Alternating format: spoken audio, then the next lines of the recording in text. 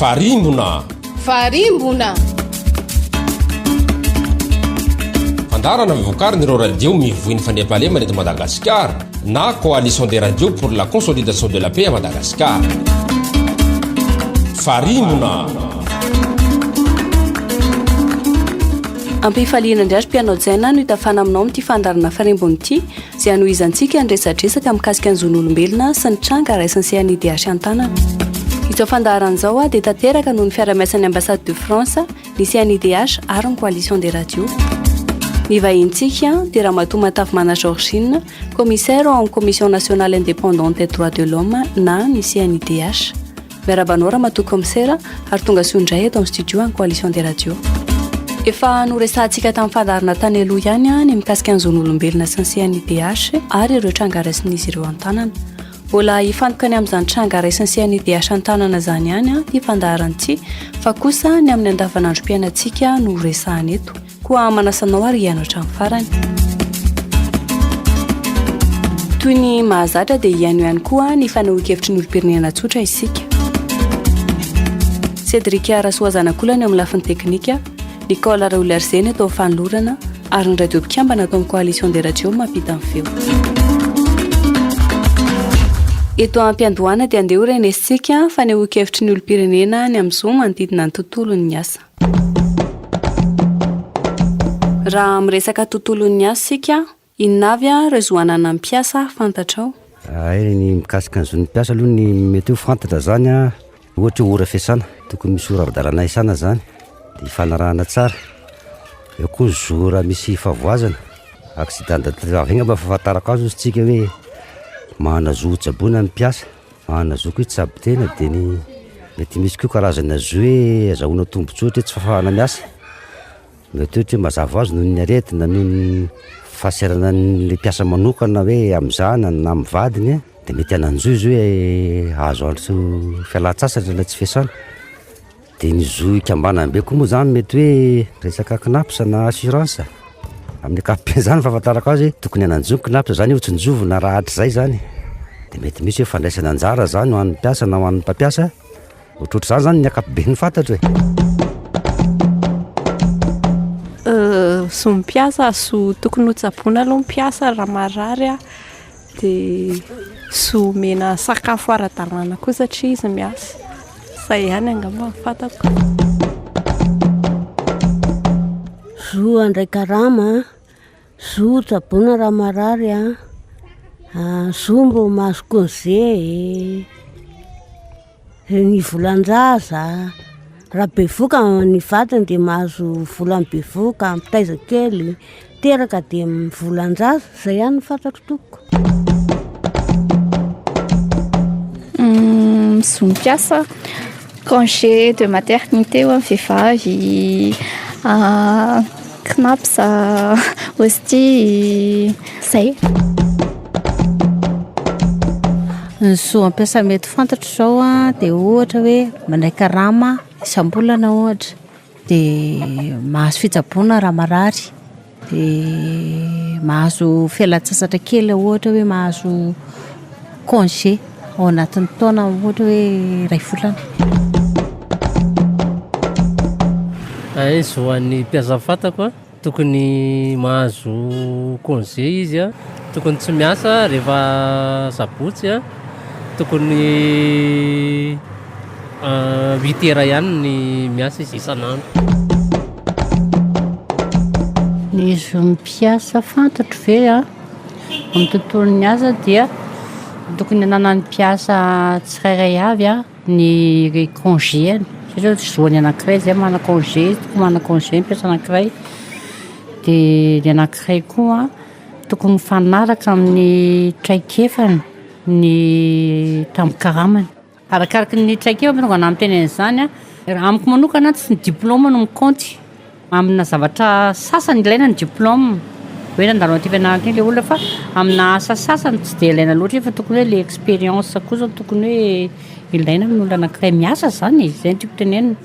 Zavatra be dia be hitako fotsiny amin'izao ilay orinasa na ohatran'izany mitady diplôma nefa efa mipratika an'ilay asa ilay olona tsy mirépondre tsy mamaly zavatra tadiavin'le orinasa le ataon'le olona théoriquement zany izy ça va fa sur le plan pratique tsy arina mihitsy dia iny tokony tena hoe tokony jerevana tsara koa iny hoe tsy voatery hoe le arataratasina hoe raha diplôme tokony jerevan'ny mpampiasa fa tokony mba jerevana koa hoe aiza nytraika efan'ity olona ty dia mamenana koa le période d'essai iny koa zany tokony mena mpiasa anankiray foana hoe ajaina le 3 mois renouvelable na ohatran'izay dia mba hitany tsara koa hoe manana compétence fe ty aiza ny potentiel n'ity olona ty mba ahafahany miatrika ny asa izay ataony zay aloha ny hitako.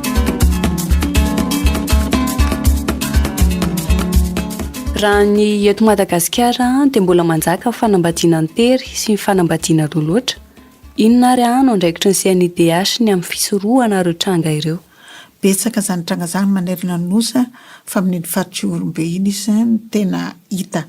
Izy io zany dia sarotra be araka ny fanadihadiana ataon'ny CNIDH ny andrarana azy io na ny amefy an'izany tranga zany mba tsy anaka ao amin'ny faritra anankiray satria efa lalibaka.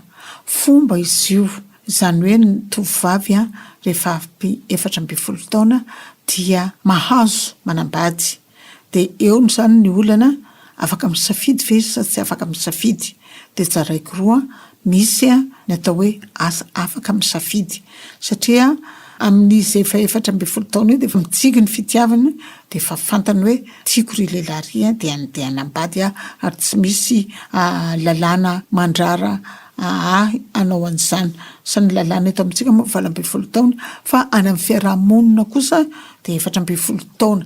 Tsy azo atao hoe ary ny fomba mampanao nareo dia manarahany ty lalàna-mpanjakana ty nareo dia mamaly zareo hoe lalàna ny vazaha io tamin'ny andron'ny fanjanahantany ihany ny diriny io teto amintsika fa taloha dia samy afaka manambady na 4 taona na 4 taona eo zany ny sarotra.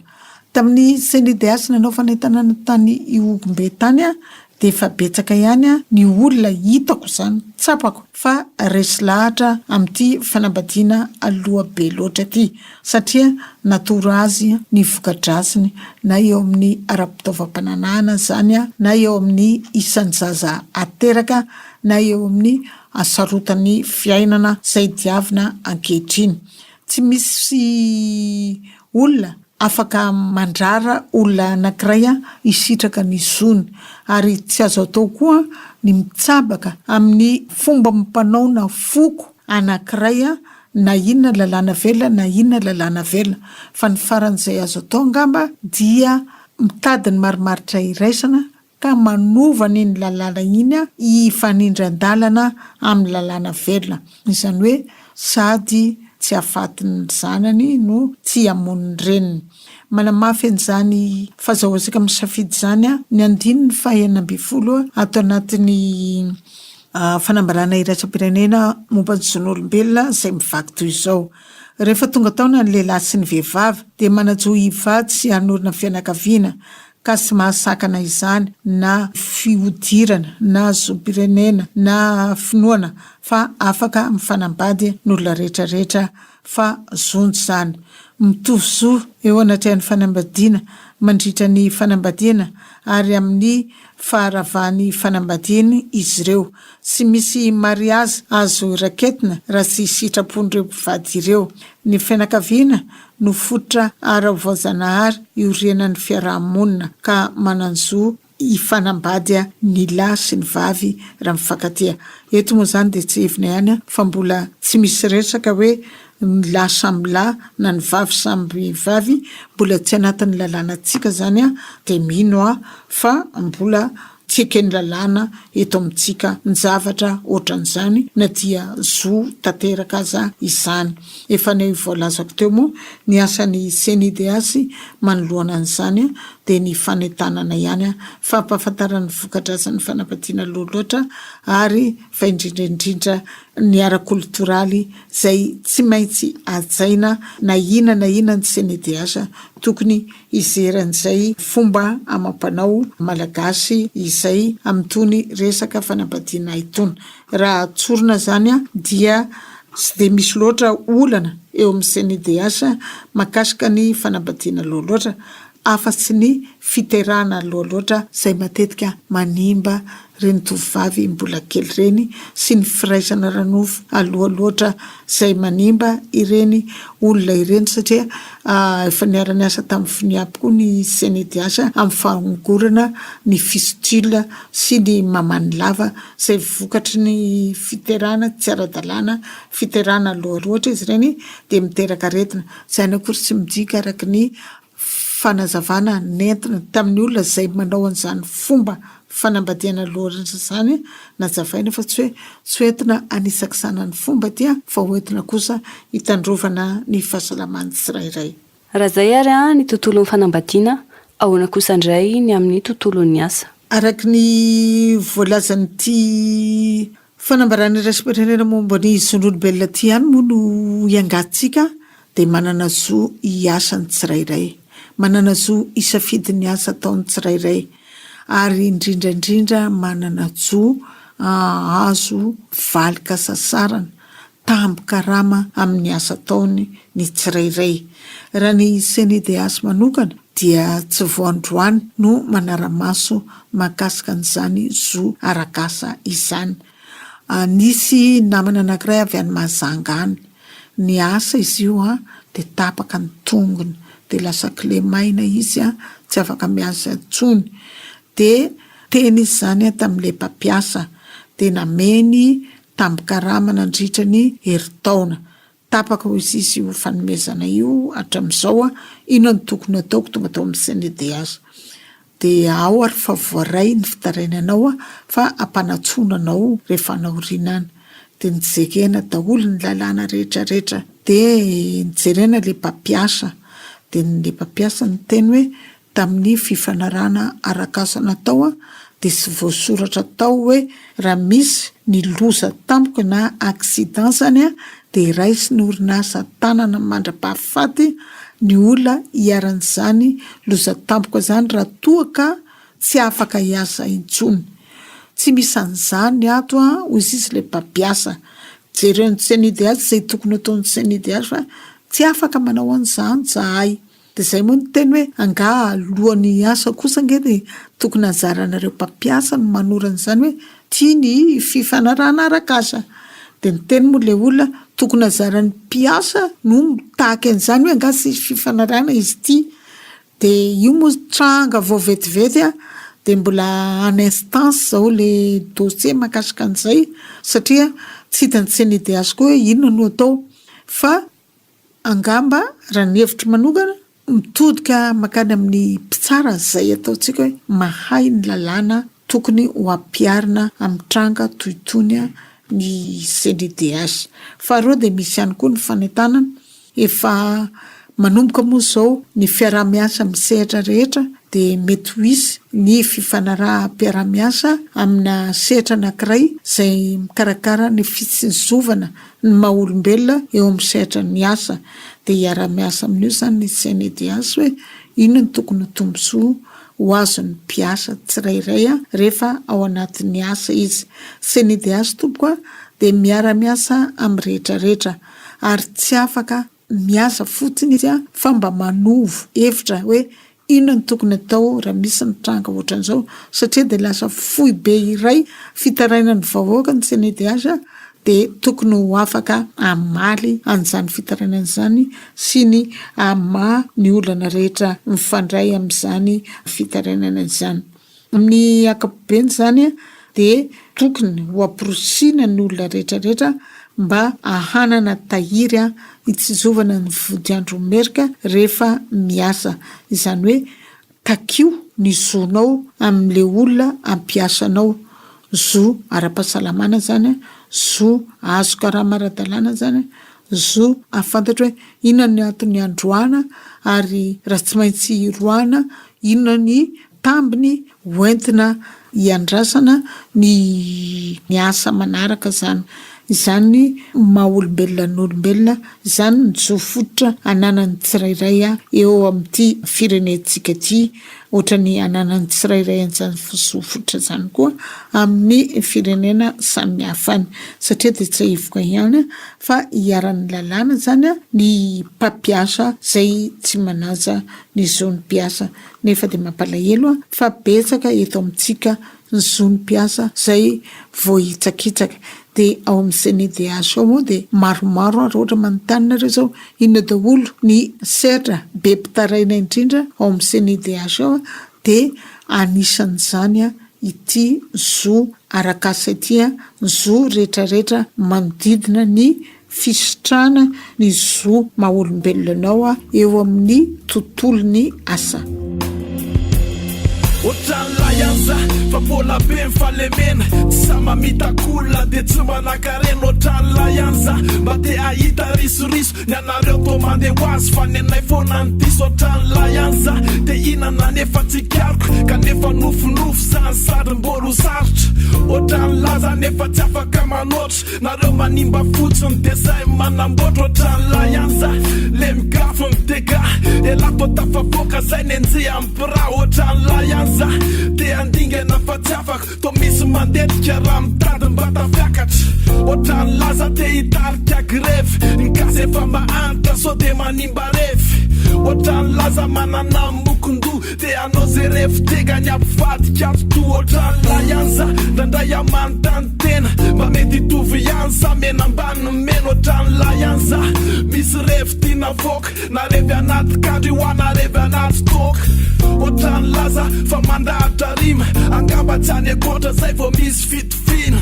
Otranylaza raha maratra mandera rehefa maty lasa vovoka ny ambany rangola. Isanandro zay mamezaka, isanandro zay mahita itsyo mitovy ny tetezana ny erana ny epita. Fa manantena fandresena mba ho tafa atraka ny lo fa mbola hivadika ny rasa. Isanandro zay mamezaka, isanandro zay mahita itsyo mitovy ny tetezana ny erana ny epita. Fa manantena fandresena ndray androany skifo fa mandroso mbola miodina ny tany. Isanandro zay mamezaka, isanandro zay mahita itsyo mitovy ny tetezana ny erana ny epita. Fa manantena fandresena mba ho tafa atraka ny lo fa mbola hivadika ny rasa. Isanandro zay mamezaka, isanandro zay mahita itsyo mitovy ny tetezana ny erana ny epita. Fa manantena fandresena ndray androany skifo fa mandroso mbola miodina ny tany. Magasitraka anao ampianao ry izay mbola manjoy ity fandarana farimbony ity ny loha hevitra velabelarintsika miaraka amin'ny solotena CNIDH moa dia mikasika indrindra ny zon'olombelona sy ny tranga raisin'izy ireo an-tanana amin'ny andavanandro. Ity tapa faharoa ity dia iompana indrindra ny amin'ny andraikitr'izy ireo amin'ny lafin'ny fanabeazana.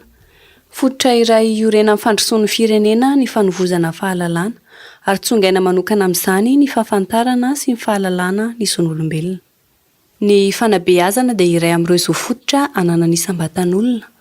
Move vao antso makasika an'izany CNIDH ary inona no ataony CNIDH raha miresaka izany hoe fanabeazana izany isika. Raha resaka fanabeazana indray dia miverina kely amin'ny CNIDH. Ny CNIDH moa zany anisan'ny mission sy attribution zany hoe andraikitra sy iraka nampanaovina azy dia ny fampiroboroboana na ny promotion zany sy ny éducation ny olon-drehetra. Ny CNIDH dia tafiditra anatin'io fanabeazana io. Dia misy zany ny fanabeazana amin'ny fampahafantarana fotsiny hoe inona daholo ny zo anananao. Iny dia tsy misahatra mijara boky, mijara fitaovana mba ahafantaran'ny olona zo izay tokony ananany ny CNIDH. Dia rehefa mandeha ny taona mandeha vola dia nieritreritra hoe maninona tsika raha manatona ny ministeran'ny fanabeazana dia mba manao sosokevitra hoe ampidiro anatin'ny fanabeazam-pirenena ny fampahafantarana ny ankizy ny zo hianatra ohatra ny zon'ny ankizy, ny zon'ny vehivavy, ny zon'ny ray aman-dreny satria mino ny CNIDH fa tsy fahafantarany be sy ny maro an'izay zo zay no miteraka olana eo amin'ny fiarahamonina, no miteraka olana eo amin'ny tokantrano, no miteraka olana eo amin'ny ray aman-dreny sy ny zanaka, no miteraka olana eo amin'ny tondra sy ny entina. Ka ny CNIDH tompoka dia manao izay ho afana amin'ny fanapariana sy ny fanabeazana ny zo maha-olombelona ny tsirairay any amin'ny fiarahamonina. Izay no ataon'ny CNIDH makasika ny fanabeazana, fa izy koa dia efa manomana zao volavolan-dalàna apiditra ny makasika ny zo ao anatin'ny lalàna mihitsy hoe zay olona rehetra sy manome zo ny zanany hianatra dia hiara-ny lalàna. Raha mivoaka izay lalàna izay dia mino fa hitombo ny isan'ny ankizy hanovo fanabeazana. Dia io lalàna io koa indraindray tsy hevokany fa tokony miainga aty ambony fa miainga any fotona, ary tokony fanindran-dalana amin'ny fiainam-bahoaka any fotona. Inona moa ny mampahazovana ny dina? Ny mampahazovana ny dina dia satria le olona ao ifotony ihany mamorona n'io dina io, ny fampifehy izy dia ampiary n'io dina io. Ka na inona lalàna ataon'ny fanjakana avy aty ambony aty amenan zareo reny dia tsy mandray izy. Fa raha ohatra kosa ohatra ny ty makasika ny zon'olombelona ty ampivadiana amin'izay dina misy ao amin'izareo ao hoe tsy maintsy alefa mianatra ny ankizy manomboka 4 taona, mino aho fa ho izy fahombiazana ihany eo. Ny rehetrarehetra moa zany tsy vita eo no eo. Izy ny voateny teo hoe an-tananarivo na Paris na Moscou tsy vita indray andro, fa nisy aloha ny fiandohany dia misy ny fiafarany, misy ny fiandohany asa dia misy ny fivitahany asa, ohatra ny fanaovana trano. Dia ny CNIDH zay anatin'izay iraka na mpanaovana anazy zay dia mikasa apiditra volavolan-dalàna makasika ny fanabeazana ny olom-pirenena. Dia tsy ahivoka eto ihany fa raha misy zany tsy ny CNIDH rery no amolavolan'ny lalàna makasika izany, fa ao ny ministera ny fanabeazana, dia ao ihany koa ny ministera ny fisarana, miaraka daholo reny rehetrarehetra reny miara-miainga izay vao mivoaka ny volavolan-dalàna izay ho atodra ho ankatoavy ny antenimieram-pirenena sy ny antenimieran-doholona. Lavitresika izay fa ny zavatra azo atao foezaka dia mitety ny sekoly, tsy nahitandreo ny votra ihany fa ny anakodaoda ihany mampafantatra hoe inona daholo ny zo tokony ananany ankizy. Io le ataontsika hoe koragna ambodikily, indraindray ambodina manga, eo miresaka amin'ilay fokon'olo manazava ny hevitra tia kapitaina dia mandray izy. Ary izay no mahatonga ny kampaina na etsika nataon'ny CNIDH mandeha sapatra 2020 ny faritra efa voatety, ary dia maro rantsana ny zavatra atao amin'izany, ka anisan'izany le fanabeazana izay voalazanao teo. Hita ho mahaliana tokoa izay fanehoan-kevitra sy fanazavana nentinao izay raha mahatoa komisera, ary mbola maro ihany koa ny tranga azo resahana momba ity zon'olombelona ity. Fa amin'ny fotoana mihofetra ka dia eto mpamaranana ary inona ny afatra avy aminao? Ny afatra angamba tsy ataontsika lavatsony. Misy ny CNIDH zao na Commission nationale indépendante pour les droits de l'homme na voamieram-pirenena mahaleo tena miahany zon'olombelona. Tsy dia besaka loatra nareo mahafantatra ny fisian'izy io, nefa izy io dia eo akaikinareo eo. Marina ny any amin'ny faritany fa mbola tsy nahazo ny anjarany, mbola tsisy biraoany, mbola tsy misy solotenany, fa mbola komisera 200 no miasa eto an-tananarivo. Nefa na izany misy fitetezam-paritra taona ireny dia manararaotra manome ny adresinay ianareo dia maro aminareo no efa nietsika kanany dia efa fitarainana tamin'ny CNIDH. Ny afatra tiako ampitaina tompoko dia izao, eo ny CNIDH vonina anampy anareo amany olana raha matsiaro tena ianareo fa manana zo voahitsakitsaka. Eo ihany koa ny CNIDH vonina hiara iasa indrindrandrindra aminareo, indrindrandrindra amin'ireo vondron'olona ifotony, satria araka ny lazaiko teo dia tsy maintsy miainga avy any aminareo ny hevitra izay vao manjary fa raha vao tsy miaingana aminareo fa zay aty ambonimbony aty amin'ny CNIDH N mamolavola azy a de mino a fa tsy ho isy varany zany ampio ny CNIDH toloro tanana izy tsy fahavalo izy fa kosa mpiara-mombonatoka mpiara-misehatra mpiara-miasa aminareo misaotra tompo. Dia izay ihany koa no hamarina ity fandaharana farimbony ity ry mpiano an-tsaina ny tranga raisin'ny CNIDH an-tanana lafa ny fanambadiana ny asa ary ny fanabeazana izay no resadresantsika teto. Isorana amin'ny vahiny Ramatoa Matavimana Georgine, commissaire amin'ny CNIDH na Commission nationale indépendante des droits de l'homme. Isorana ihany koa ianareo mpiaino ny radio mpiara-miasa amin'ny coalition des radios nampita amin'ny feo tany amintsika tany ary ny teknisiana nikirakira amin'ny feo. Cédric Arasoazanak'olona teo amin'ny lafiny teknika, Nicolas Raoul-Arsène teto amin'ny fanolorana, velohan'ny mandrapitafa, manome fotoananao amin'ny manaraka indray.